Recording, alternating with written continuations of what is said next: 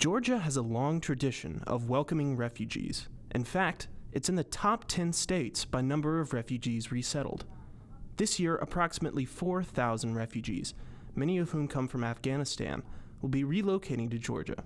Refugees, by definition, are individuals who have been forced to flee their home country due to persecution based on their race, religion, sexual orientation, ethnicity, or political affiliation.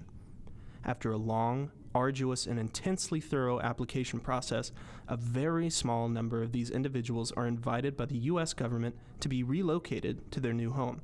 Among these refugees are our Afghan brothers and sisters who served alongside the U.S. military. They risked their lives for the U.S., providing security and translation for our soldiers. Because of their support for the U.S., they had to leave everything behind and start over with little more than the clothes on their backs. What they do bring with them is existing expertise, English proficiency, and a drive to succeed. House Bill 932 makes college more accessible for new refugees resettled in Georgia. If passed by the Georgia State Legislature this year, refugees, including our newly resettled Afghan neighbors, will be eligible for in-state tuition rates at Georgia colleges and universities immediately upon arrival. This is not only good for the estimated 400 individuals who would benefit from this legislation, but it's also good for our state. University enrollment at Georgia colleges is down.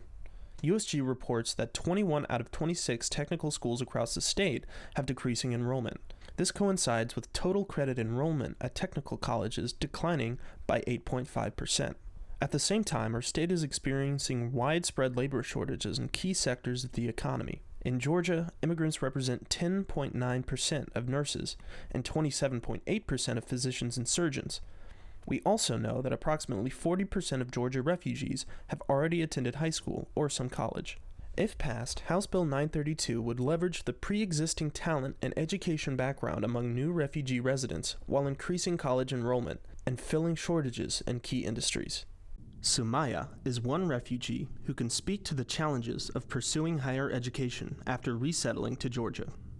Hi, my name is Sumaya Maksudi. I was born and raised in Iran as a refugee. Of course, life was getting really hard for us, so that's why in 2012, me and my family decided to move out of the country and go register by the United Nations in Turkey. In 2016, we moved to the United States of America, and immediately after I arrived here, the first thing I wanted to do was start college. But not knowing the language, I had to wait for about 2.5 to 3 years until I could start college.